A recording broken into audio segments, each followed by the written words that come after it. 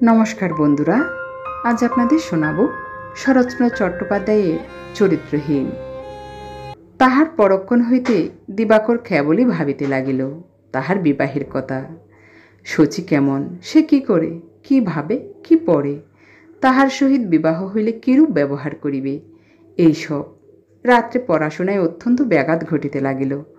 আজ তাহার মন মাতাল হইয়া উঠিল। অথচ মাতাল যেমন তাহার কল্পনার আতিশয্যে স্পষ্ট করিয়া কিছুই ভাবিতে পারে না, তাহার মনও তেমনি সুস্পষ্ট কিছুই উপলব্ধি করিতে না পারিয়া আকাশ কুসুম গাতিয়া ফিরিতে লাগিল।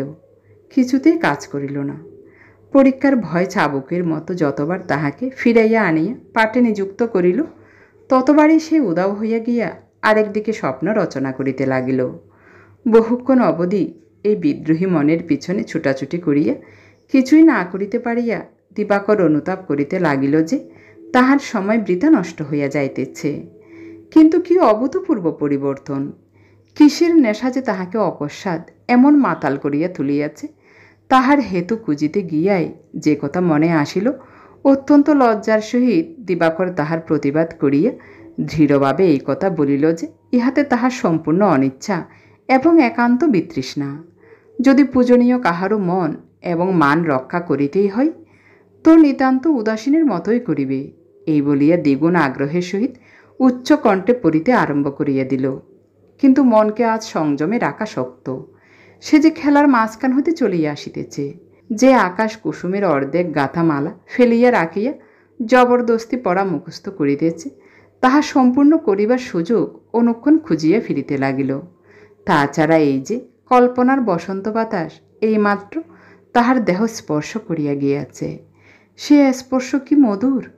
তাহার চতুর্দিকে যে সৌন্দর্য সৃষ্টি চলিতেছিল, সে কি সুন্দর! সূর্যের দিকে মুখ তুলিয়া চক্ষু বুজিলেও যেমন আলোকের সঞ্চার বিচিত্র বর্ণে অনুভূত হইতে থাকে, পড়া তৈরির একান্ত চেষ্টার মধ্য দিয়াও অস্পষ্ট মাধুর্যের সারা তেমনি করিয়া তাহার সমস্ত দেহে ধীরে ধীরে ব্যাপ্ত হইয়া পড়িতে লাগিল। কণ্ঠস্বর তাহার মন্দর হইতে মন্দতর, দৃষ্টি তাহার ক্ষীণ হইতে ক্ষীণতর হইয়া আসিতে লাগিল, এবং এই সমস্ত ধরপাকড় বাদাবাদির মাঝখানে হঠাৎ এক সময়ে সে নিজেই এই নতুন খেলায় মাতিয়া গেল।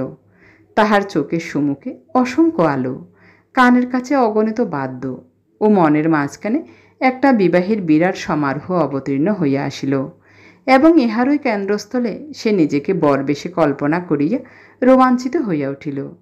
তাহার পরে এ পর্যন্ত যত কিছু সে শুনিয়াছিল, যাহা কিছু সে দেখিয়াছিল, ছায়াবাজির মতো সমস্তই মনের মাঝখান দিয়া বিচিত্র বর্ণে অসম্ভব দ্রুত গতিতে ছুটিয়া চলিয়া গেল। কোথাও সে স্থির হইতে পারিল না, কিছুই ঠিকমতো হৃদয়ঙ্গম করিতে পারিল না, শুধু বিস্মিত পুলকে স্বপ্নাবিষ্টের মতো স্তব্ধ হইয়া বসিয়া রহিল। বিপিনের নিমন্ত্রণ রাখিয়া আসার পরদিন আকণ্ঠ পিপাসা লইয়া সতীশচন্দ্র যখন ঘুম ভাঙিয়া বিছানায় উঠিয়া বসিল, তখন বেলা 10টা। তাহার ঘর তখনও বন্ধ। আজ সকাল হইতে মেঘমুক্ত আকাশে রৌদ্র অত্যন্ত প্রখর হইয়া ফুটিয়া উঠিয়াছিল। সেই খর উত্তাপে সমস্ত জানালা দরজা তাতিয়া উঠিয়া এই রুদ্ধ ঘরের ভিতরটা যে কিরূপ অসহ্য হইয়াছিল, তাহা এতক্ষণ সে নিজে টের না পাইলেও তাহার সর্বশরীর ইহার জবাবদিহি করিতেছিল। সমস্ত বিছানা ঘামে ভাসিয়া গিয়াছে, এবং সমস্ত অন্তরিন্দ্রিয় জলের অভাবে উন্মত্তের মতো হাহাকার করিতেছে। এমনি ধারা দেহমন লইয়া সতীশচন্দ্র ভগবানের নতুন দিনের মধ্যে সচেতন হইয়া উঠিয়া বসিল, এবং ব্যস্ত হইয়া শিয়রের জানালাটা খুলিয়া ফেলিতেই এক ঝলক রৌদ্র তাহার মুখের উপরে গায়ের উপরে পড়িয়া যেন তাহাকে এক মুহূর্তে দগ্ধ করিয়া দিয়া গেল। সমস্ত রাত্রি মাতামাতি করিয়া বেলা 10টায় ঘুম ভাঙার গ্লানি মাতালেই জানে। এই গ্লানি পরিপাক করিয়া সতীশ বেহারি বেহারি করিয়া ডাকিতে লাগিল। বেহারি ছুটিয়া আসিয়া উপস্থিত হইল। সতীশ বলিল, শিগগির 1 গ্লাস জল আনতরে। বেহারি প্রশ্ন করিল, তামাক দিতে হবে না? না, জল আন। ছান করবেন না? এখন না, তুই জল আন। বেহারি তথাপি গেল না, কহিল, আন্নিকের। আন্নিকের ইঙ্গিতে সতীশ আগুন হইয়া ধমক দিয়া উঠিল, পাজি কোথাকার, তোর অত খোঁজ কেন? যা জল আনগে। ধমক খাইয়া বেহারি জল আনিতে নিচে নামিয়া গেল। রান্নাঘরের বারান্দায় বসিয়া সাবিত্রী সুপারি কুচাইতেছিল। স্মিত হাসি জিজ্ঞাসা করিল, সতীশবাবু তামাক দিতে বলিলেন। বেহারি মুখ বার করিয়া কহিল, না, জল চাই। স্নান করলেন না, আহ্নিক করলেন না, জল কি হবে? বেহারি বিরক্ত হইয়া বলিল, আমি তার জানি কি? হুকুম হলো জল চাই, নিয়ে যাচ্ছি। সাবিত্রী জাতি ডাকিয়া উঠিয়া দাঁড়াইয়া বলিল, আচ্ছা, আমি নিয়ে যাচ্ছি, তুমি খানিকটা বরফ কিনে আনোগে। বেহারি পয়সা লইয়া বরফ কিনিতে গেল। সাবিত্রী উপরে উঠিয়া গিয়া কহিল, যান, চান করে আসুন, আমি ততক্ষণে আহ্নিকের জায়গা করে রাখি। সতীশ মনে মনে অত্যন্ত বিরক্ত হইয়া কহিল, বেহারি কোথায়? সাবিত্রী হাসি চাপিয়া বলিল, সে বরফ কিনতে গেছে। বাবু দোষ করে শাস্তি নেওয়া ভালো, তাতে প্রায়শ্চিত্ত হয়ে যায়। আপনি সন্ধে আহ্নিক না করে কোনোদিন কি জল খান যে আর জলের জন্য হাঙ্গামা করছেন? যান, দেরি করবেন না। সাবিত্রীর কাছে প্রতিবাদ নিষ্ফল বুঝিয়া সতীশ উঠিয়া পড়িল এবং তোয়ালে কাঁধে ফেলিয়া স্নান করিতে নামিয়া গেল। আহারান্তে সতীশ আরেকবার নিদ্রার আয়োজন করিতেই সাবিত্রী আসিয়া দ্বারের বাহিরে দাঁড়াইল। তাহাকে যেন দেখিতেই পাই নাই। এইভাবে সতীশ দেওয়ালের দিকে মুখ ফিরাইয়া শুইয়া পড়িল। সাবিত্রী মনে মনে হাসিয়া বলিল, রাত্রের কথাগুলো বাবুর মনে আছে কিনা জানতে এলুম। সতীশ জবাব দিল না। সাবিত্রী কহিল, তবে ঘুম ভাঙলে দয়া করে একবার ডেকে পাঠাবেন, সেগুলো একবার মনে করে দিয়ে যাব, বলিয়া কপাট বন্ধ করিয়া চলিয়া গেল। বিগত রাত্রির সমস্ত ঘটনা সতীশের মনে থাকা সম্ভবও নয়, ছিলও না। বিপিনবাবুর মজলিস হইতে কখন কেমন করিয়া আসিয়াছিল, কাহার সহিত আসিয়াছিল, আসিয়া কি করিয়াছিল, এ সমস্ত তাহার মধ্যে এলোমেলো ও অস্পষ্ট হইয়াছিল। এই অস্পষ্টতাকে স্পষ্ট করিবার স্পৃহা যে তাহার একেবারেই ছিল না তাহা নহে, কিন্তু একটা অনির্দেশ্য লজ্জার আশঙ্কা তাহাকে যেন কোনো মতেই পা বাড়াইতে দিতেছিল না। তাহার সান্ধ্য কীর্তিটাই মনে ছিল। এইটাই এতক্ষণে তাহার মেঘাচ্ছন্ন স্মৃতির আকাশে শুকতারার মতো জ্বলিতেছিল।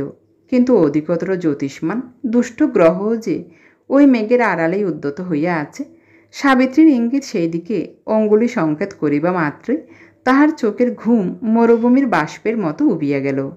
গত সন্ধ্যায় হতবুদ্ধি হইয়া প্রদীপ নিবাইয়া ফেলার ফলটা যে শেষ পর্যন্ত কিরূপ দাঁড়াইবে সে সম্বন্ধে তাহার মনে যথেষ্ট উৎকণ্ঠা ছিল।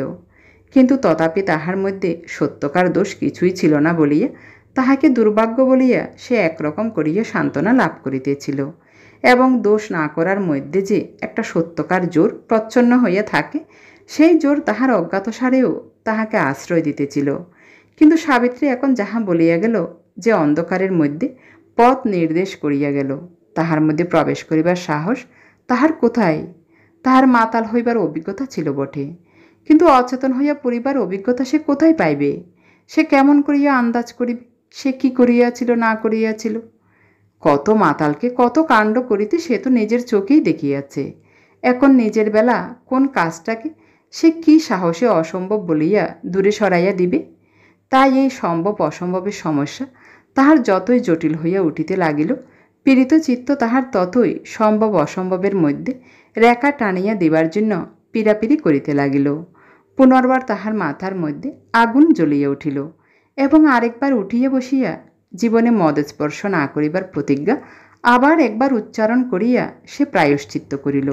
জানালা খুলিয়া দিয়া সতীশ ডাকিল, বেহারি। বেহারি রাখালবাবুর বিছানা রোদে দিতেছিল। ডাক শুনিয়া কাছে আসিয়া দাঁড়াইল। সতীশ বলিল, আচ্ছা, যা করছিস কর, সাবিত্রীকে এক গ্লাস জল আনতে বলে দে। বেহারি বলিল, আমিই আনছি বাবু, তিনি এখন আহ্নিক করছে। সতীশ আশ্চর্য হইয়া জিজ্ঞাসা করিল, আহ্নিক করছে কি রে? আজ্ঞে, তিনি তো রোজ করে, একাদশীর দিনে এক ফোঁটাও জল খায় না। আমরা কত বলি বাবু, কিন্তু তিনি মাছও খায় না, রাত্রিরেও খায় না। তিনি ভদ্রলোক কিনা তাই। সতীশ অধিকতর আশ্চর্য হইয়া বলিল, ভদ্রলোক কি রে? হাঁ বাবু, ভদ্রলোক, বলিয়া বেহারি জল আনিতে যাইতেছিল। সতীশ ডাকিয়া বলিল, সাবিত্রী রাত্রে যদি ভাত খায় না তবে কি খায়? কি আর খাবে বাবু, থাকলে কোনোদিন একটু জল টল খায়, না থাকলে কিছুই খায় না। বাসার আর কেউ জানে? বেহারি বলিল, ঠাকুরমশাই জানে, আমি জানি, আর কেউ জানে না, তিনি বলতে মানা করে দিয়েছেন। সতীশ বলিল, আচ্ছা, তুই জল আন। বেহারি দুই এক পা যাইতেই সতীশ পুনর্বার ডাকিল, আচ্ছা বেহারি। আজ্ঞে, ভদ্রলোক তুই জানলি কেমন করে? জানি বই কি বাবু, ভদ্রন্যকের মেয়ে শুধু অদৃষ্টির ফেরে। আচ্ছা আচ্ছা, তুই যা, জল আন। বেহারি চলিয়া গেলে সতীশ বিছানার উপর উপর হইয়া শুইয়া পড়িল। সাবিত্রীকে সাধারণ দাসীর সহিত এক করিয়া দেখিতে কোথায় যে তাহার একটা ব্যথা বাজিত, কেন যে মন তাহার হীনতা ও গুপ্ত লাঞ্ছনার চাপে নিঃশব্দে মাথা হেঁট করিত, তাহা সে কিছুতে ধরিতে পারিতেছিল না। আজ বেহারির মুখের এতটুকু পরিচয়েই শুধু আনন্দিত বিস্ময়ই নহে, তাহার সমস্ত মন যেন কোনো অপরিচিতের ক্লেদাক্ত বাহুপাশ হইতে অকস্মাৎ মুক্তি পাইয়া পবিত্র হইয়া বাঁচিল। সে বেহারির কথাটাকে সম্পূর্ণ সত্য বলিয়া গ্রহণ করিতে এক মুহূর্ত দ্বিধা করিল না। জল আনিতে বিলম্ব হইতে লাগিল। কোনো কারণে দেরি হইতেছে মনে করিয়া সে খানিকক্ষণ চুপ করিয়া রহিল। তবু বেহারির দেখা নাই। পিপাসায় তাহার ক্লেশ বোধ হইতে লাগিল। সে আরেকবার বেহারিকে ডাকিবে মনে করিয়া উঠিয়া বসিয়াই দেখিল জলের গ্লাস হাতে লইয়া সাবিত্রী আসিতেছে। এই আচার পরায়ণা হতভাগিনীকে আজ সে নূতন চক্ষে দেখিল, এবং সেই পলকের দৃষ্টিপাতেই তাহার হৃদয়ের অন্ধ্র রন্ধ্র করুণায় ও শ্রদ্ধায় পরিপূর্ণ হইয়া উঠিল। যে কথা অন্য কোনো সময়ে তাহার মুখে বাধিত, এখন বাধিল না। সে হাত হইতে জলের গ্লাস লইয়া সমস্তটুকু নিঃশেষে পান করিয়া খালি গ্লাস নিচে রাখিয়া দিয়া বলিল, অনেক কথা আছে। সাবিত্রী মৌন মুখে চাহিয়া রহিল। সতীশ বলিল, প্রথম দফায় আমাকে মাফ করতে হবে। সাবিত্রী শান্ত কণ্ঠে জিজ্ঞাসা করিল, দ্বিতীয় দফায়? সতীশ বলিল, কাল কখন কি করে এসেছিলাম বলতে হবে। সাবিত্রী উত্তর দিল, শেষ রাত্রে গাড়ি করে। তারপরে? রাস্তার উপরেই শোবার ব্যবস্থা করেছিলেন। ভালো করিনি। তুলে আনলে কে? আমি। আর কে ছিল? এত বড় জড় পদার্থটাকে উপরে তোলা হলো কি প্রকারে? সাবিত্রী হাসিয়া বলিল, আপনার ভয় নেই, বাসায় কেউ কিছুই জানে না। সতীশ নিঃশ্বাস ফেলিয়া বলিল, বাঁচলাম, কিন্তু তোমার সঙ্গে কোনো রকমের দুর্ব্যবহার করিনি তো? না। সতীশ অতিশয় প্রফুল্ল হইয়া বলিল, তবে কী কথা মনে করে দিতে চাচ্ছিলে? আপনার শপথ, আপনি দিব্যি করেছেন আর কোনোদিন মদ খাবেন না। হঠাৎ দিব্যি করতে গেলাম কেন? এরকম দুর্বুদ্ধি তো আমার হবার কথা নয়। বোধ করি আমার কথাই হয়েছিল। সতীশ কণ্ঠস্বর নত করিয়া বলিল, আমার মনে পড়েছে সাবিত্রী, তোমাকে ছুঁয়ে শপথ করেছি না? সাবিত্রী নিস্তব্ধ হইয়া রহিল। সতীশ বলিল, তাই হবে, কিন্তু কাল সন্ধ্যার কথাটা তোমার মনে আছে তো? এবার সাবিত্রী হাসিয়া ফেলিল। ঘাড় নাড়িয়া সাবিত্রী বলিল, আছে। লোকে শুনতে পাবে বোধ হয়। তার উপায় হবে কি? সাবিত্রী সহসা গম্ভীর হইয়া বলিল, হবে আবার কি? অন্য কোনো বাসায় না হয় বাড়ি চলে যান। তুমি? সাবিত্রীর মুখে কোনরূপ উদ্বেগ প্রকাশ পাইল না। শান্ত সহজভাবে বলিল, আমি ভাবিনে। এ বাসার বাবুরা রাখেন ভালোই, না রাখেন আর কোথাও কাজের চেষ্টা করে চলে যাব। যেখানে খাটব সেখানেই দুটি খেতে পাবো। আর কোনো কথা আছে? সতীশের সমস্ত মন যেন পর্বতের শিকড় হইতে গড়াইয়া পাদমূলে পড়িয়া একেবারে চূর্ণ বিচূর্ণ হইয়া গেল। তাহার এখানে থাকা না থাকায় সাবিত্রীর কিছু আসে যায় না। এ সম্বন্ধে সে একেবারে উদাসীন। সে ঘাড় নাড়িয়া জানাইল, আর তাহার কোনো কথা বলিবার নাই, কারণ সাবিত্রীর এই নিঃশঙ্ক সংক্ষিপ্ত জবাবের পরে আর কোনো প্রশ্নই তাহার মুখে আসিল না। অথচ কত কথাই না তাহার বলিবার ছিল। সাবিত্রী খালি গ্লাসটা তুলিয়া লইয়া চলিয়া গেল। সতীশ চুপ করিয়া বসিয়া রহিল। হায়রে মানুষের মন, এ যে কিসে ভাঙে কিসে গড়ে তাহার কোনো তথ্যই খুঁজিয়া পাওয়া যায় না। এই যে কতটুকু আঘাতে একেবারে মাটিতে লুটাইয়া পড়ে, আবার কত প্রচণ্ড আঘাতও হাসি মুখে সহ্য করে, তাহার কোনো হিসাবই পাওয়া যায় না। অথচ এই মন লইয়া মানুষের অহংকারের অবধি নাই। যাহাকে আয়ত্ত করা যায় না, যাহাকে চিনিতে পর্যন্ত পারা যায় না, কেমন করিয়া আমার বলিয়া তাহার মন জোগানো যায়? কেমন করিয়াই বা তাহাকে লইয়া নিরুদ্যোগে ঘর করা চলে? সাবিত্রী অনেকক্ষণ চলিয়া গেলেও সতীশ তেমনিভাবে বসিয়া রহিল। তাহার অন্তরটা ঠিক দুঃখে কষ্টে নয়, কি এক রকমের জ্বালায় যেন জ্বলিয়া জ্বলিয়া উঠিতে লাগিল। যাহাকে ভালোবাসি সে যদি ভালো না বাসে, এমনকি ঘৃণাও করে, তাও বোধ করি সহ্য হয়। কিন্তু যাহার ভালোবাসা পাইয়াছি বলিয়া বিশ্বাস করিয়াছি, সেইখানে ভুল ভাঙিয়া যাওয়াটাই সবচেয়ে নিদারুণ। পূর্বেরটা ব্যথাই দেয়, কিন্তু শেষেরটা ব্যথাও দেয়, অপমানও করে। আবার এই ব্যথার প্রতিকার নাই, এ অপমানের নালিশ নাই। যাহার ভালোবাসিবার কথা নহে সে ভালোবাসে না, ইহাতে কাহারও কি বলিবার থাকে? তাই এই না থাকাটাতেই লাঞ্ছনা এত বেশি বাজে, বেদনার হেতু খুঁজিয়া মিলে না বলিয়াই ব্যথা এমন অসহ্য হইয়া পড়ে। যাহা হোক, সাবিত্রীর এই নিশ্চিন্ত ও সরল কর্তব্য নির্ধারণ শুধু তাহার একলার হৃদয়ের মানচিত্রটাই উদ্ঘাটিত করিল না, তাহা সতীশের নিজের হৃদয়ের ছবিটাও বাহিরের আলোকে টানিয়া আনিয়া ফেলিল। এই দুখানি মানচিত্রকে পাশাপাশি রাখিয়া সে স্তম্ভিত হইয়া রহিল। সে নিশ্চিত জানিয়াছিল সাবিত্রী ভালোবাসে, সে বাসে না। এখন দেখিল ঠিক বিপরীত, সেই বাসে, সাবিত্রী বাসে না। এই ঘৃণিত কথাটা স্বীকার করিতে শুধু লজ্জাতেই তাহার মাথা কাটা গেল না, নিজের মনের এই নীচ প্রবৃত্তিতে তাহার নিজের উপরে ঘৃণা জন্মিয়া গেল। তাহার গত রাত্রির কাজগুলা লজ্জাকর সন্দেহ নাই। তাহার জীবনে এমন অনেক রাত্রির অনেক লজ্জা জমা হইয়া আছে সত্য, কিন্তু এই ইতরতার তুলনায় সে সমস্তই একেবারে অকিঞ্চিৎকর হইয়া গেল। এই বাসায় তো আর একদিনও থাকা চলিবে না। এখানে থাকা না থাকা সম্বন্ধে সে যে সম্পূর্ণ উদাসীন নয়, এই কথা সে তো কোনো মতেই স্বীকার করিতে পারিবে না। সে কঠোর প্রতিজ্ঞা করিয়া বসিল যে বেদনার গুরুভারে মন যদি তাহার ভাঙিয়া অনুপরমাণু হইয়াও যায়, তথাপিও না, কোনো মতেই এই নীচতাকে প্রশ্রয় দিয়া সে একেবারে অধঃপথে যাইবে না। বাইরে যে বেলা পড়িয়া আসিতেছিল, ঘরের মধ্যে সতীশের হুঁশ ছিল না। সহসা বাসায় প্রত্যাগত কেরানিদের শব্দ সারাই সে চকিত হইয়া জানালার বাহিরে উকি মারিয়াই বিছানা ছাড়িয়া উঠিয়া পড়িল এবং তৎক্ষণাৎ একটা পিরান গায়ে দিয়া চাদর কাঁধে ফেলিয়া অলক্ষিতে নিঃশব্দে বাহির হইয়া গেল। এখনই হাত মুখ ধুইবার প্রস্তাব লইয়া সাবিত্রী আসিয়া পড়িবে এবং খাবার জন্য জিদ করিতে থাকিবে। আজ তাহার কিছুমাত্র ক্ষুধা ছিল না, কিন্তু সাবিত্রী সে কথা কোনো মতে বিশ্বাস করিবে না। অনুরোধ করিবে, পীড়াপিড়ি করিবে, হয়তোবা শেষে রাগ করিয়া চলিয়া যাইবে।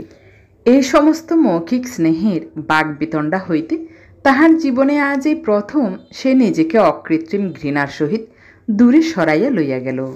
পথে ঘুরিতে ঘুরিতে সন্ধ্যার প্রাক্কালে দর্জিপাড়ার একটা গলির মোড়ে হঠাৎ পিছনে পরিচিত কণ্ঠের ডাক শুনিতে পাইল। ছোটবাবু না? সতীশ ফিরিয়া দাঁড়াইয়া বলিল, হাঁ, মোক্ষদা নাকি? মোক্ষদা বহুদিন পূর্বে তাহাদের পশ্চিমের বাড়িতে দাসীর কাজ করিত। ছুটি লইয়া কলিকাতায় আসিয়া আর ফিরিতে পারে নাই। বলিল, হাঁ বাবু, আমি। ছোটবাবু, আমার একখানা চিঠি পরে দেবেন? সতীশ হাসি মুখে বলিল, এত বড় শহরে একখানে চিঠি পড়িয়ে নেবার আর কি লোক পেলে না ঝি? কই, চিঠি কোথায়? ঝি বলিল, চিঠিখানি আমার ঘরে আছে বাবু, সাহস করে অচেনা লোককে দিয়ে পড়াতে পারিনি। পাছে আর কিছু বা থাকে। তবে আমাদের বাড়িতেই একটি মেয়ে আছে, সে লিখতে পড়তে জানে, কিন্তু তাকেও আজ দুদিন ধরে পাচ্ছি নে। এত রাত্রির করে বাড়ি ফেরে যে তখন আর সময় হয় না। সতীশ জিজ্ঞাসা করিল, বাড়ি তোমার কত দূরে? ঝি বলিল, এখান থেকে একটু দূর পড়ে বই কি, বড় রাস্তার ওদারে একটা গলির মধ্যে। বাবু, যদি আপনার ঠিকানাটা বলে দেন, তাহলে কাউকে সঙ্গে নিয়ে আমি না হয় কালই যাই, চিঠিটা পড়িয়ে আনি। আচ্ছা বলিয়া সতীশ তাহার শোভাবাজারের ঠিকানাটা বলিয়া দিল এবং কোথা দিয়া কেমন করিয়া যাইতে হয় বুঝাইয়া বলিতে বলিতে পথ চলিতে লাগিল। কতক্ষণ আসার পরে ঝি এক জায়গায় হঠাৎ দাঁড়াইয়া পড়িয়া বলিল, বলতে সাহস পাইনে বাবু, যদি একবার পায়ের ধুলা দেন। ঘর আমার এখান থেকে আর বেশি দূরে নয়। সতীশ ক্ষণকাল কি ভাবিয়া বলিল, আচ্ছা চলো। তাহার আজ বাসায় ফিরিতে একেবারেই ইচ্ছা ছিল না। পথে পথে ঘুরিয়া রাত্রি অধিক হইলে সাবিত্রী ঘরে চলিয়া গেলে বাসায় ফিরিবে, এই সংকল্প করিয়াই সে বাহির হইয়াছিল। তাই সহজেই সম্মতি দিয়া গোটা 2 গলি পার হইয়া তাহারা একটা মেঠে দোতলা বাড়ির সম্মুখে আসিয়া দাঁড়াইল। একটু দাঁড়ান বলিয়া মোক্ষদা ভিতরে প্রবেশ করিল এবং অনতিবিলম্বে একটা কেরোসিনের ডিবা হাতে লইয়া ফিরিয়া আসিয়া পথ দেখাইয়া উপরে লইয়া গেল। ওদারের কোণের ঘরে একটি ছোট টুলের উপর পিতলের পিলসুজে প্রদীপ জ্বলিতেছিল। সেই ঘরকানি দেখাইয়া দিয়ে সবিনয়ে বলিল, একটু বসুন, আমি তামাক সেজে আনি। ঘরের মধ্যে প্রবেশ করিয়া এই ছোট ঘরটির পরিচ্ছন্নতা দেখিয়া সতীশ আরাম বোধ করিল। একধারে একটা জলচৌকির ওপর মাজা ঘষা কতকগুলি পিতল কাঁসার বাসন জকজক করিতেছে, এবং তাহার ওই পাশে একটি ছোট আলনাতে কয়েকখানি কাপড় গোছান রহিয়াছে। দেওয়ালে ব্রাকেটের উপর একটি টাইমপিস ঘড়িতে 8টা বাজিয়া গেল। সতীশ চৌকাটের বাহিরে জুতা খুলিয়া রাখিয়া তক্তপোষে পাতা সাদা ধবধবে বিছানাটির উপর গিয়া বসিল এবং ঘরের অন্যান্য আসবাবগুলির মনে মনে পরীক্ষা লইতে লাগিল। প্রথমেই নজর পড়িয়া গেল একটি ছোট শেলফের উপরে।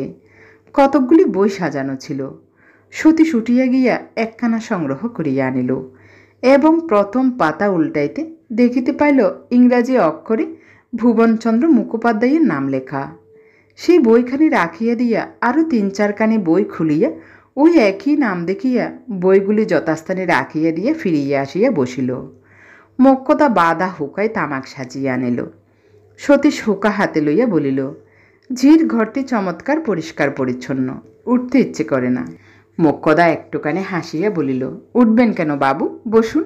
এ ঘরটি কিন্তু আমার নয়, আরেকটি মেয়ের। সতীশ প্রশ্ন করিল, তিনি কোথায়?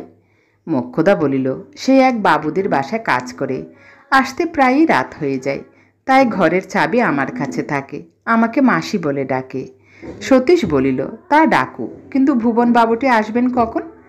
জি বিস্মিত হইয়া জিজ্ঞাসা করিল, ভুবনবাবু আবার কে? ভুবনচন্দ্র মুখুজ্জে, চেনো না? অকস্মাৎ জিভ্রু প্রসারিত করিল, ও আমাদের মুখুজ্জে মশাই? না না, তাকে আর আসতে হবে না। কেন, মারা গেছেন নাকি? মোক্ষদা 2 চক্ষু দৃপ্ত করিয়া বলিল, না মারা যাননি, কিন্তু গেলেই ছিল ভালো। তিনি বামুন মানুষ, বর্ণের গুরু, আমাদের মাথার মণি, নারায়ণ তুল্য। তাকে অবক্তি করছি নে, তার চরণের ধুলো নিচ্ছি, কিন্তু কোনোদিন দেখা পেলে 3টি ঝেঁটা মুখে গুনে মারব, তবে আমার নাম মোক্ষদা।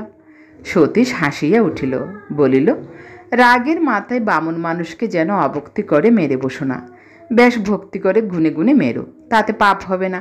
কিন্তু তিনি লোকটিকে? মোক্ষদা উদ্যতভাবে বলিয়া উঠিল, লোকটির পরিচয় আর কি দেব বাবু, তিনি মানুষ নয়, চামার। এই মেয়েটিকে যে পথে বসিয়ে গেল বাপু, এই কি তোর আপনার লোকের কাজ হলো? ছি ছি, গলায় দেবার দড়ি জুটল না? সতীশ অত্যন্ত কৌতূহলী হইয়া প্রশ্ন করিল, কে তিনি, কি করেছেন তিনি? হঠাৎ দ্বারের বাহির হইতে জবাব আসিল, লোকটিকে আপনি চেনেন না, কি হবে আপনার তার কথা শুনে? সতীশ চমকিয়া উঠিল। মোক্ষদা মুখ ফিরাইয়া কহিল, সাবি নাকি, কখন এলি তুই? সাবিত্রী ঘরে ঢুকিয়া বলিল, এই মাত্র আসছি। বাবুটিকে কোথায় পেলে মাসি? মোক্ষদা কহিল, ইনিই আমাদের ছোট বাবু, সাবিত্রী। আজ 2 দিন হলো বৌমার কাছ থেকে একখানি চিঠি পেয়েছি, তা পড়াতে পাইনি, তাই বললুম বাবু যদি দয়া করে পায়ের ধুলো দেন। সাবিত্রী বলিল, তবে পায়ের ধুলো তোমার ঘরে না দিয়ে আমার ঘরে কেন? মোক্ষদা ক্ষুণ্ণ হইয়া বলিল, তা রাগ করিস কেন সাবি, আমার ঘরে তো ভদ্রলোককে বসানো যায় না, তাই তোর ঘরে বসিয়েছি। কত বড় দরের লোক এরা, কোথায় আহ্লাদ করবি, না রাগ করছিস? সাবিত্রী হাসিয়া বলিল, রাগ করব কেন মাসি, রাগ নয়, কিন্তু অমনি অমনি পায়ের ধুলো নিলে যে পাপ হয়, কিছু জলযোগ করানো উচিত। হাঁ বামুন ঠাকুর, আপনার খিদে পেয়েছে কি? সতীশ অত্যন্ত সংকুচিত হইয়া বসিয়াছিল, ঘাড় নাড়িয়া বলিল, না। সাবিত্রীর অভদ্র প্রশ্নে বিরক্ত হইয়া মোক্ষদা বলিয়া উঠিল, এই তোর কীরকম কথার ছিরি সাবিত্রী, ভদ্রলোকের সঙ্গে কি এইরকম করে কথা কইতে হয়? সাবিত্রী জোর করিয়া হাসি চাপিয়া বলিল, এই আর মন্দ কথা কি মাসি? আচ্ছা, ওর খিদের কথা না হয় আর জিজ্ঞাসা করব না, তুমি কিন্তু দোকান থেকে কিছু খাবার কিনে আনো, আমি ততক্ষণ জায়গা করে রাখি। মোক্ষদা অস্ফুটে বকিতে বকিতে দ্রুত পদে চলিয়া গেলে সাবিত্রী কহিল, কাল রাত থেকেই তো একরকম উপোস চলছে, বিকেলবেলা যে কেমন করে পালিয়ে এলেন তাও টের পেলুম না। এখন উঠুন, সন্ধে আহ্নিক করে কিছু খান, ওই আলনার উপরে কাঁচা কাপড় আছে, পরে আমার সঙ্গে আসুন। না না, দেরি নয়, উঠুন। সতীশ মাথা নাড়িয়ে বলিল, আমার খিদে নেই। সাবিত্রী বলিল, না থাকলেও খেতে হবে। তার প্রথম কারণ, খিদে নেই এ কথা বিশ্বাস করলুম না। দ্বিতীয় কারণ? সতীশ মুখের ভাব অত্যন্ত শক্ত করিয়া বলিল, দ্বিতীয় কারণটা মিছে কথা, ওই প্রথমই সব। সমস্ত বিষয়ে তোমার জিদ আর জবরদস্তি, এই জিদের সঙ্গে কারু পারবার জো নেই। সাবিত্রী মুখ তুলিয়া একটুখানি হাসিয়া বলিল, তবে মিথ্যে চেষ্টা করা কেন? সতীশ আরও গম্ভীর হইয়া বলিল, তা নয় সাবিত্রী, আজ আমার চেষ্টা কোনো মতে মিথ্যা হবে না। হয় তোমার দ্বিতীয় কারণ বলো, না হয় সত্যি বলছি তোমাকে, আমি কোনো মতেই এখানে কিছু খাবো না। সতীশের গোঁ দেখিয়া সাবিত্রী নিঃশব্দে হাসিতে লাগিল। কিছুক্ষণ পরে আস্তে আস্তে বলিল, আমি ভাবছি আজ আপনি এলেন কেন? আজ আমার জন্মদিন, তাই। নিজে এসে যখন দাসীর ঘরে পায়ের ধুলো দিয়েছেন, তখন শুধু শুধু আপনাকে ছেড়ে দিতে পারিনি বলিয়াই সাবিত্রী হঠাৎ থামিয়া গেল বটে, কিন্তু তাহার অন্তরের গোপন ব্যথাটা তাহার ওই কণ্ঠস্বরের মুক্ত পথ ধরিয়া এমনি অকস্মাৎ সতীশের সম্মুখে আসিয়া দাঁড়াইল যে কয়েক মুহূর্তের জন্য সতীশের সমস্ত বোধশক্তি অসার হইয়া গেল। বুদ্ধিমতী সাবিত্রী ইহা চক্কের নিমিষে অনুভব করিয়া তাহার সমস্ত কথাটাকে সহজ পরিহাসে পরিণত করিয়া হাসিয়া বলিল, ভগবান আজ আপনাকে আমার অতিথি করে পাঠিয়েছেন, সুতরাং খেতেও হবে, দক্ষিণেও নিতে হবে। আজ নিতান্তই জাতটা মারা গেল দেখছি। এতক্ষণে সতীশের সহজ শক্তি ফিরিয়া আসিল। জিজ্ঞাসা করিল, সত্যি কি আজ তোমার জন্মদিন? সাবিত্রী বলিল, সত্যি।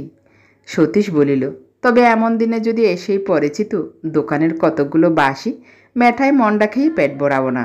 তাছাড়া ওসব তো আমি কোনো দিনই খাইনি। সাবিত্রীও তাহা জানিত। মনে মনে লজ্জিত হইয়া বলিল, কিন্তু আজ যে রাত হয়ে গেছে। সতীশ বলিল, হলই বা রাত, আজ বাসায় ফিরে গিয়ে তো বকুনি খেতে হবে না যে রাতকে আজ ভয় করতে হবে। যাই বলো তুমি, কোনো মতে আমি ওসব খাবো না। তোমার সঙ্গে পারবার জো নেই বলিয়া সাবিত্রী হাসিয়া উঠিয়া গেল। সতীশ বসিয়াছিল, শুইয়া পড়িল। এই ক্ষুদ্র কুঠির এবং এই নির্মল শুভ্র শয্যা ছাড়িয়া যাইতে কোনো মতেই তাহার মন উঠিতেছিল না। অথচ আত্মসম্ভ্রম অক্ষুণ্ণ রাখিয়া বসিয়া থাকিবারও কোনো সদুপায় ছিল না। এখন এই খাবার তৈরির বিলম্বের সম্ভাবনা তাহাকে যেন একটা আসন্ন কর্তব্যের কঠিন দায় হইতে অব্যাহতি দিয়া গেল। সে পাশ বালিশটা জোর করিয়া জড়াইয়া ধরিয়া দেওয়ালের দিকে মুখ করিয়া চুপ করিয়া পড়িয়া রহিল। চলিয়া যাইবার সময় সাবিত্রী বাহির হইতে শিকল তুলিয়া দিয়া গিয়াছিল। ইহাও যেমন সে টের পাইয়াছিল, তাহার তুমি সম্ভাষণও সে তেমনি লক্ষ্য করিয়াছিল। নির্জন ঘরের মধ্যে এই নবলব্ধ তথ্য দুটি জাদুকরও তাহার মায়াকাঠির মতো তাহার মনের মধ্যে অপূর্ব ইন্দ্রজাল সৃষ্টি করিয়া চলিতে লাগিল। আজই দুপুরবেলা যে সমস্ত ভালোবাসার আবর্জনা তাহার মনের ভিতর হইতে ভাটার টানে বাহিরের দিকে ভাসিয়া গিয়াছিল, জোয়ারের উল্টা স্রোতে আবার তাহারা একে একে ফিরিয়া আসিয়া দেখা দিতে লাগিল। আজই দুপুরবেলায় আত্মাভিমানের আঘাতের সুতীব্র জ্বালা নিজের মনের নিছ প্রবৃত্তির দিকে তাহার চোখ খুলিয়া দিয়াছিল। জ্বালার উপশমের সঙ্গে সঙ্গে সে চক্ষু আপনি মুদ্রিত হইয়া গেল। এমনি করিয়া নিজেকে লইয়া খেলা করিতে করিতে এক সময়ে বোধ করি সে একটু ঘুমাইয়া পড়িয়াছিল।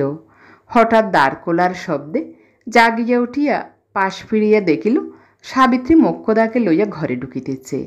মোক্ষদা চিঠিখানি সতীশের হাতে দিয়া বলিল, দেখুন তো বাবু, বোমা কি লিখেছেন। সতীশ সমস্তটা পড়িয়া লইয়া বলিল, তাদের ফিরতে এখনো মাস 2 দেরি আছে। মোক্ষদা জিজ্ঞাসা করিল, আর কোনো কথা নেই? সতীশ চিঠিখানি ফিরাইয়া দিয়া বলিল, না, আর বিশেষ কিছু নেই। আমার মাইনের কথাটা বাবু? না, সে কথা নেই। টাকার কথা নাই শুনিয়া মোক্ষদা মনে মনে অত্যন্ত বিরক্ত হইয়া চিঠির জন্য হাত বাড়াইয়া বলিল, তা থাকবে কেন? থাকবে যত সব বাজে কথা। দিন চিঠি, কাল সাবিত্রী আমাকে একখানা জবাব লিখে দিস তো। হাঁলা, বাবুর খাবার দিবি কখন? রাত কি হয়নি? সাবিত্রী বলিল, বামুন ঠাকুর সন্ধ্যা আনেক করবে না, অমনি খাবে। মোক্ষদা বিরক্ত হইয়াছিল, আরও বিরক্ত হইয়া বলিল, শোনো কথা একবার, এ কি তোর পুরুত ঠাকুর? না ভরছাজি বামুন পেয়েছিস যে পুজো আনেক করতে যাবে? সতীশ হাসিয়া বলিল, ও কি জি, সব ভুলে গেলে? আমি তো চিরকালই সন্ধ্যা আনেক করি। মোক্ষদার বোধ করি হঠাৎ মনে পড়িয়া গেল। অপ্রতিভ হইয়া বলিল, ও মা, তাই তো। সাবিত্রীর দিকে ফিরিয়া বলিল, দে মা শিগগির, বাবুর একটা জায়গা করে দে। তোর ঘরে তো সমস্তই ঠিক আছে, দে মা দে, আর দেরি করিস নে। বলিতে বলিতে মোক্ষদা স্থানান্তরে চলিয়া গেল। ঘণ্টা খানেক পরে সতীশের আহারের সময় ঘরে কেহ উপস্থিত নাই। অন্ধকার বারান্দা হইতে মোক্ষদা ইহা লক্ষ্য করিয়া একেবারে জ্বলিয়া উঠিল। রান্নাঘরে আসিয়া দেখিল সাবিত্রী চুপ করিয়া বসিয়া আছে। রুষ্ট স্বরে বলিল, এ তোর কীরকম আক্কেল সাবিত্রী? এ কি কাঙালি ভোজন হচ্ছে যে যা হোক দুটো ফেলে দিয়ে ঠান্ডা হয়ে বসে আছিস? সাবিত্রী কি ভাবিতেছিল, চমকিয়া বলিল, দরকার হলে উনি চেয়ে নেবেন। এমন বুদ্ধি না হলে আর দাসীবৃত্তি করতে যাস? কোথায় তুই নিজে দাসী চাকর রাখবি? তা না। সাবিত্রী হাসিয়া বলিল, নিজেই দাসী হয়ে আছি, তাতেই বা দোষ কি মাসি? খেটে খেতে লজ্জা নেই। মোক্ষদা রাগিয়া বলিল, কে বললে নেই? আমার মতো বয়সে না থাকতে পারে, কিন্তু তোর বয়সে আছে। তা থাক না থাক, বাবুকে যখন খেতে বলেছিস তখন বসে থেকে খাওয়াগে যা। মানুষের কপাল ফিরে যেতে বেশি দেরি লাগে না। সাবিত্রী চলিতে উদ্যত হইয়াই থমকিয়া দাঁড়াইয়া বলিল, কি বকছ মাসি, উনি শুনতে পাবেন যে। মোক্ষদা তৎক্ষণাৎ স্বর নত করিয়া বলিল, না না, শুনতে পাবেন কেন? আরেকটা কথা তোকে বলে রাখি বাছা, ভগবান কপালের মাঝখানে যে দুটো চোখ দিয়েছেন সেই দুটো একটু খুলে রাখিস। ঘড়ির চেন, হীরের আংটি না থাকলে মানুষকে ছোট মনে করিস নে। আচ্ছা বলিয়া সাবিত্রী হাসিয়া চলিয়া যাইতেছিল। মোক্ষদা আবার পিছন হইতে ডাকিয়া বলিল, শোন সাবিত্রী। সাবিত্রী ফিরিয়া দাঁড়াইয়া বলিল, কি? আয় দেখি একবার আমার ঘরে, একখানা ঢাকায় কাপড় বের করে দি, পরে যা। সাবিত্রী হাসি চাপিয়া বলিল, তুমি বার করো গে মাসি, আমি এখনই আসছি। সতীশের খাওয়া প্রায় শেষ হইয়া আসিয়াছিল। সাবিত্রী ঘরে ঢুকিয়া বলিল, চোখ বুজে খাচ্ছ নাকি? সতীশ মুখ তুলিয়া বলিল, না, কিন্তু চোখ দুটি তো ঘুমে ঢুলে আসছে দেখছি। বাস্তবিকই তাহার অত্যন্ত ঘুম পাইতেছিল। গত রাত্রির উশৃঙ্খল অত্যাচার আজ অসময়ে তাহার চোখের পাতা দুটিকে ভারী করিয়া আনিতেছিল। সে সলজ্জ হাস্যে কবুল করিয়া বলিল, হাঁ, ভারী ঘুম পাচ্ছে। সাবিত্রী জিজ্ঞাসা করিল, আর কিছু চাই কি? সতীশ তাড়াতাড়ি বলিয়া উঠিল, কিছু না, কিছু না, আমার খাওয়া হয়ে গেছে। বাহিরে পায়ের শব্দে সাবিত্রী টের পাইল মোক্ষদা আসিয়া দাঁড়াইয়াছে। বলিল, বাবু, আমাকে একখানি ঢাকায় শাড়ি কিনে দিতে হবে। সে কোনোদিনই কিছু চাহে না, সুতরাং এ কথার তাৎপর্য বুঝিতে না পারিয়া সতীশ আশ্চর্য হইয়া গেল। সে মোক্ষদার আগমন টের পায় নাই। মুখ তুলিয়া সবিস্ময়ে বলিল, সত্যি চাই? সত্যি বই কি, পরবে কখন? আজ পরবার সময় নেই বলে কোনো দিন সময় হবে না, এমন কি কথা আছে? তাছাড়া আরেকটি কথা, আমি খেটে খাই বলে মাসি দুঃখ করছিলেন, তাই মনে করছি আর খেটে খাবো না, এখন থেকে বসে বসে খাবো। সতীশ হাসিয়া বলিল, বেশ তো, শুধু বেশ হলেই তো হবে না, ওই সঙ্গে একটি দাসী না হলেও আমার মান থাকছে না, তাও আপনাকে রেখে দিতে হবে। আপনাকেই? কথাটা সে শেষ করিতে পারিল না। মুখে আঁচল গুজিয়া দিয়া উৎকট হাসির বেগ রোধ করিতে লাগিল। মোক্ষদা কাঁচা লোক নহে, সে এক মুহূর্তে সমস্তটা বুঝিয়া লইয়া ঘরে ঢুকিয়া বলিল, বাবু বুঝি সাবিত্রীকে চেনেন? সাবিত্রীর দিকে ফিরিয়া বলিল, মাসির সঙ্গে এতক্ষণ বুঝে তামাশা হচ্ছিল? তা এ তো ভালো কথা, আহ্লাদের কথা, আগে বললেই তো চুকে যেত। বলিয়া হাসিয়া বাহির হইয়া গেল। আহারান্তে সতীশ আরেকবার শয্যায় আসিয়া বসিল। সাবিত্রী ডিবা ভরিয়া পান আনিয়া দিল এবং বাঁধা হুকায় তামাক সাজিয়া আনিয়া সতীশের হাতে দিয়া পায়ের কাছে মাটিতে বসিয়া পড়িয়া হঠাৎ একটুখানি হাসিয়া মুখ নিচু করিল। সতীশের বুকের মধ্যে ঝড় বহিতে লাগিল।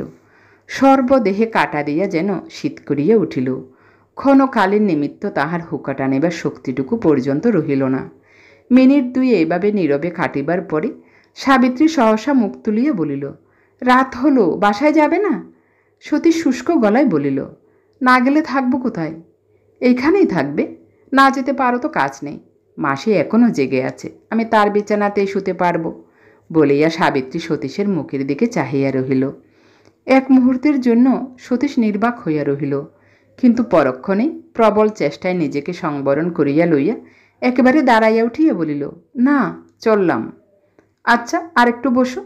বলিয়া সাবিত্রী উঠিয়া গিয়া সতীশের জুতা জোড়াটা বাহির হইতে তুলিয়া আনিল এবং আঁচল দিয়া পা মোছাইয়া দিয়া জুতার ফিতা বাঁধিয়া দিতে দিতে আস্তে আস্তে কহিল, বাসার লোক যদি জানতে পারে?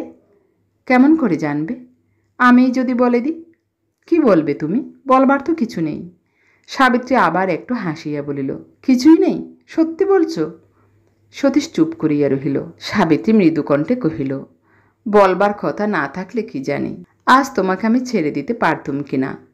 বলিয়া হঠাৎ চুপ করিয়া গেল, কিন্তু পরক্ষণেই প্রবল বেগে মাথা নাড়িয়া বলিয়া উঠিল, না, তুমি বাসায় যাও। কিন্তু এই দুষ্ট বুদ্ধি যদি না ছাড়ো তো একদিন সমস্ত প্রকাশ করে দেব, তা বলে দিচ্ছি। এ কী রহস্য! ইহার ভিতরের কথাটা ঠিক ধরিতে না পারিয়া সতীশ ক্ষণকাল স্তব্ধ হইয়া দাঁড়াইয়া তাকিয়া বলিল, বললেই বা, বাসার লোক তো আমার গার্জেন নয়। সাবিত্রী কহিল, তা নয় জানি, কিন্তু মাসি আমার সেবারও অনায়াসে নিতে পারবে। তার জিভকে ঠেকিয়ে রাখবে কি দিয়ে? মোক্ষদার ইঙ্গিতে সতীশ মনে মনে ভয় পাইলেও মুখে বলিল, টাকা দিয়ে। সাবিত্রী বলিল, তাতে শুধু টাকার অপব্যয় হবে, কাজ হবে না। তাছাড়া মাসিকেই না হয়ে টাকায় বশ করবে, কিন্তু আমাকে বশ করবে কি দিয়ে? সতীশ ফস করিয়া বলিয়া ফেলিল, ভালোবাসা দিয়ে। সাবিত্রীর ওষ্ঠ প্রান্তে কঠিন চাপা হাসির আভাস দেখা দিল। কহিল, এই নিয়ে 4 বার হলো, অর্থাৎ? অর্থাৎ ইতিপূর্বে আরও 3 জন এই জিনিসটাই দিতে চেয়েছিলেন, তুমি নাওনি? না, জঞ্জাল জড়ো করে রাখবার মতো জায়গা নেই আমার। সতীশ স্থির হইয়া বসিয়া রহিল। সাবিত্রীর বিদ্রূপের হাসি এবং কণ্ঠস্বর কিছুই তাহার লক্ষ্য এড়ায় নাই। তাই তাহার দুপুরবেলার কথাগুলোও মনে পড়িয়া গেল, এবং পড়া মাত্রই প্রেমের নদীতে জোয়ার শেষ হইয়া ভাটার টান ধরিল। সাবিত্রীর কথাগুলোকে সে তামাশা বলিয়া ভুল করিল না। হঠাৎ অত্যন্ত কঠিন হইয়া বলিয়া উঠিল, তারা নির্বোধ, তাদের এমন বস্তু দেওয়ার প্রস্তাব করা উচিত ছিল যা বাক্সে তুলে রাখতে কারো জঞ্জাল বলে মনে হয় না। আমিও নির্বোধ কম নই, কেননা আমিও ভুলেছিলাম ও বস্তুটা তোমাদের মতো অবহেলার সামগ্রী। এতটা বয়সে এত বড় ভুল হওয়া আমার উচিত ছিল না। আচ্ছা, চললাম। কথাটা সাবিত্রীকে শুলির মতো বিদিল। তোমাদের বলিয়া সতীশ যে তাহাকে কাহাদের সহিত অভিন্ন করিয়া দেখিল, সাবিত্রী তাহা বুঝিতে বাকি রহিল না। কিন্তু পরিহাস কলহে পরিণত হইয়া হাতাহাতির উপক্রম হইতেছে দেখিয়া সে চুপ করিয়া গেল। সতীশ কিন্তু থামিতে পারিল না। বলিল, শিকারী বড়শিতে মাছ গেতে খেলিয়ে যেমন করে আমোদ করে, এতদিন আমাকে দিয়ে বোধ করি তুমি সেই তামাশাই করছিলে না? সাবিত্রী আর সহিতে পারিল না। তড়িৎ বেগে উঠিয়া দাঁড়াইয়া বলিল, বড়শিতে গেতে তোমাকে টেনেই তোলা যায়, খেলিয়ে তোলবার মতো বড় মাছ তুমি নও। সতীশ নির্মমভাবে বিদ্রূপ করিয়া বলিল, নই আমি? সাবিত্রী কহিল, না, নও তুমি। তাহার ওষ্ঠাধর কুঞ্চিত হইয়া উঠিল। সতীশের মুখের প্রতি তীব্র দৃষ্টিপাত করিয়া বলিতে লাগিল, অসৎ চরিত্র, আমার মতো একটা স্ত্রীলোককে ভালোবেসে ভালোবাসার বড়াই করতে তোমার লজ্জা করে না? যাও, তুমি আমার ঘরে দাঁড়িয়ে আমাকে মিথ্যে অপমান করো না। এই অপমানে সতীশ আরও নির্দয় হইয়া উঠিল। এবার অমার্জনীয় কুৎসিত বিদ্রূপ করিয়া বলিল, আমি অসৎ চরিত্র? কিন্তু সে যাই হোক সাবিত্রী, তোমার নামটা কিন্তু তোমার বাপমা সার্থক দিয়েছিলেন। সাবিত্রী সরিয়া গিয়া চৌকাঠ ধরিয়া ক্ষণকাল স্থির হইয়া দাঁড়াইয়া শুধু বলিল, যাও। তাহার মুখ ফ্যাকাশে বিবর্ণ হইয়া গিয়াছিল। সতীশ অপমান ও ক্রোধের অসহ্য জ্বালায় সেদিকে ভ্রুক্ষেপ মাত্র না করিয়া বলিল, কিন্তু যাবার আগে আরেকবার আঁচল দিয়ে পা মুচিয়ে দেবে না? কিংবা আরও কোনো খেলা, আর কিছু? হঠাৎ দুজনের চোখাচোখি হইল। সাবিত্রী 1 পা কাছে সরিয়া আসিয়া বলিল, তুমি কসাইয়ের চেয়েও নিষ্ঠুর। তুমি যাও, তোমার পায়ে পড়ি, তুমি যাও। না যাও তো মাথা খুঁড়ে মরব। তাহার কণ্ঠস্বরের উত্তরোত্তর এবং অস্বাভাবিক তীব্রতায় অকস্মাৎ সতীশ ভীত হইয়া উঠিল এবং আরেকটি কথাও না বলিয়া বাহির হইয়া গেল। কিন্তু অন্ধকার বারান্দার শেষ পর্যন্ত আসিয়া তাহাকে থামিতে হইল। কোন দিকে সিঁড়ি, কোন দিকে পথ, অন্ধকারে কিছুই দেখা যায় না। পকেটে হাত দিয়া দেখিল দেশলায় নাই। এই নিরুপায় অবস্থা সংকটের মাঝখানে মিনিট 5 চুপ করিয়া দাঁড়াইয়া থাকিয়া আবার তাহাকে সাবিত্রীর ঘরের দিকে ফিরিয়া আসিতে হইল। বাহির হইতে দেখিল সাবিত্রী মেজের উপর হইয়া পড়িয়া আছে। আস্তে আস্তে ডাকিল, সাবিত্রী। সাবিত্রী সাড়া দিল না। পুনর্বার ডাকিয়াও সাড়া না পাইয়া সতীশ ঘরের মধ্যে আসিয়া সাবিত্রীর মাথায় হাত দিল। ঝুঁকিয়া পড়িয়া দেখিল চক্ষু মুদ্রিত এবং মুখের মধ্যে অঙ্গুলি দিয়া বুঝিল সাবিত্রী মূর্ছিত হইয়া আছে। মুহূর্তের জন্য তাহার মনের মধ্যে একটা ভয় ও সংকোচের উদয় হইল বটে, কিন্তু পরক্ষণে সাবিত্রীর অচেতন দেহটা তুলিয়া লইয়া শয্যায় শোয়াইয়া দিল এবং চাদরের এক অংশ কলসির জলে ভিজাইয়া লইয়া মুখের উপর চোখের উপর ছিটাইয়া দিয়া একখানা হাত পাকা লইয়া বাতাস করিতে লাগিল। মিনিট 2-3 পরেই সাবিত্রী চোখ মেলিয়া মাথার উপর কাপড় টানিয়া দিয়া পাশ ফিরিয়া শুইয়া বলিল, তুমি যাওনি? সতীশ চুপ করিয়া বাতাস করিতে লাগিল।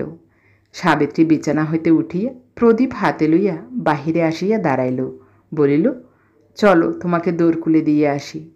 তারপরে নিঃশব্দে পথ দেখাইয়া নিচে নামিয়া আসিল এবং দ্বার খুলিয়া দিয়া সরিয়া দাঁড়াইল। মূর্ছিত সাবিত্রীকে শয্যায় শোয়াইতে সেই যে মুহূর্তের জন্য তাহার অচেতন দেহখানি তাহাকে বুকে তুলিয়া লইতে হইয়াছিল, সেই অবধি সতীশ কীরকম যেন অন্যমনস্ক হইয়াছিল। এখন দরজার বাহিরে আসিতেই তাহার চমক ভাঙিয়া গেল এবং কি একটা কথা বলিবার জন্য মুখ তুলিতেই সাবিত্রী বলিয়া উঠিল, না, আর একটি কথাও না। তোমার দেহটাকে তো তুমি পূর্বেই নষ্ট করেছ, কিন্তু সে না হয় একদিন পুড়েও ছাই হতে পারবে। কিন্তু একটা অস্পৃশ্য কুলোটাকে ভালোবেসে ভগবানের দেওয়া এই মনটার গালে আর কালি মাখিও না। হয় তুমি কালেই ও বাসা ছেড়ে চলে যাও, না হয় আমি আর ওখানে যাব না। বলিয়াই সাবিত্রী উত্তরের জন্য প্রতীক্ষা মাত্র না করিয়া সশব্দে দরজা বন্ধ করিয়া দিল।